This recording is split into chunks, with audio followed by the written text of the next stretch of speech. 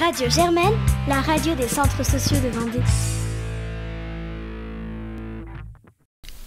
Il y a des choses que je me souviens, bien sûr, mais d'autres, il faut aller les chercher assez loin. Bon, ben c'est comme ça, quoi. Voilà. Et donc avant, vous habitiez en Vendée? Vous habitiez dans un autre coin? Moi, j'ai habité Luçon. Luçon, d'accord. Voilà. Et vous êtes né à Luçon, peut-être? Ah non, je suis né à Mousson, dans Ok. le bocage vendéen.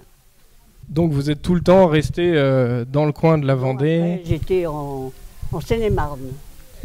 À Bouchon, mon père travaillait dans le château de la famille Pilastre. Et on est parti en Seine-et-Marne, dans un château sur les bords de la Seine. Voilà. J'ai voyagé un petit peu. J'étais en Autriche, j'étais en Allemagne, j'étais en Suisse, en Italie, au Danemark. Voilà. J'aime beaucoup voyager. Ouais. Même, je pense bien aller en vacances encore cette année, si mes enfants veulent m'emmener. Voilà. Est-ce qu'il y a une période de votre vie que vous avez préférée? Est-ce que c'était un lieu? C'est-à-dire que j'ai vécu la guerre. Là, c'était pas très riant. Et bon, ben, avec ma famille, j'ai eu mes 3 enfants. Mon mari a fait toute sa carrière au lycée de Pétré. Là-bas, oui, enfin à Pétré. Et voilà. J'habitais Luçon avant d'être ici. On avait fait construire. Et voilà. Ça s'est passé très bien. Ma fille est là. Je ne sais pas où elle est, mais enfin, elle est dans un petit coin. Voilà.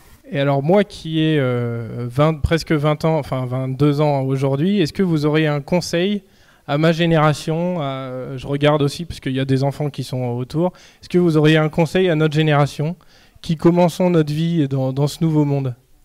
C'est-à-dire, il faut faire ce que vous aimez, le métier, aussi bien les promenades que les vacances.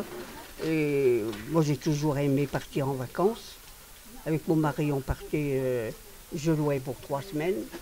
Comme ça on avait le temps de voir le pays, de l'étudier. Et bon, ben, c'était comme ça, quoi. J'habite en Seine-et-Marne. Qu'est-ce que tu conseillerais aux jeunes maintenant? Ben, aux jeunes de faire le métier qu'ils veulent faire, ouais, si c'est possible. Et puis surtout de bien apprendre à l'école pour les jeunes. Parce que moi j'ai presque pas été à l'école, alors j'étais souvent malade. Et ça m'a manqué. Évidemment, après j'ai lu beaucoup, alors j'ai quand même appris des choses. Et puis qu'est-ce qui vous manque de la vie d'avant? Qu'est-ce qui manque de la vie d'avant? C'est ça. Qu'est-ce que vous diriez que c'était mieux avant ou... J'ai vécu la guerre, avec les bombardements sur Nantes. Alors là, il n'y avait rien de... Non, je ne vais pas y penser à ça. Parce que nous avions peur. Et mon père avait fait une tranchée. Eh bien, on avait un chien et un chat. Ils étaient rendus avant nous dans la tranchée. Quand ils entendaient les avions. On entendait les avions avant la sirène. Parce qu'on habitait à Château-Bougon. Et bon, ben, c'était pas très rassurant. Mon père était un grand mutilé de la guerre 14. Il a fait toute la guerre, blessé. Il a été au Val-de-Grâce à Paris très longtemps. Et il a appris, il fallait qu'il fasse un métier. Il a appris le métier de cordonnier. Il aimait beaucoup chanter, c'était une voix de ténor. Et il allait à la chorale. Un jour, il m'a emmené. Puis j'aimais beaucoup ça aussi, on aimait beaucoup chanter. On faisait des veillées. Voilà, les messieurs jouaient aux cartes. Les dames discutaient, comme toujours, bien sûr. On aime bien parler. Raconter des petites choses et puis ce qu'on a vécu aussi. Voilà. Et je me suis mariée. J'ai eu mes 3 enfants, ma fille et 2 garçons. Voilà. Qui sont évidemment du travail. Voilà. Et voilà. Et je suis là. Jamais j'aurais cru. Parce que je suis quand même vieille. Excusez-moi. Voilà. On vieillit. Comment vous aimeriez que Saint-Florent-des-Bois ce soit dans 20 ans? Comment vous voyez la vie dans 20 ans? Je ne vois pas si loin parce que D'abord, je ne le verrai pas. Dans 20 ans, mais vous vous rendez compte, avec l'âge que j'ai. Mais comme vous avez eu l'évolution, comme vous avez le recul sur tout ce qui s'est Il y a eu passé, l'évolution, mais c'est formidable, quoi. D'abord, on n'avait pas de voiture. Alors, on ne sortait pas, on n'allait pas en vacances. Alors, le jour, les premiers temps qu'on est parti en vacances, alors on partait 3 semaines. Voilà. C'était pour les fois qu'on n'y avait pas été. Et après, on a toujours continué. On partait pour 3 semaines. Je louais dès le mois de janvier.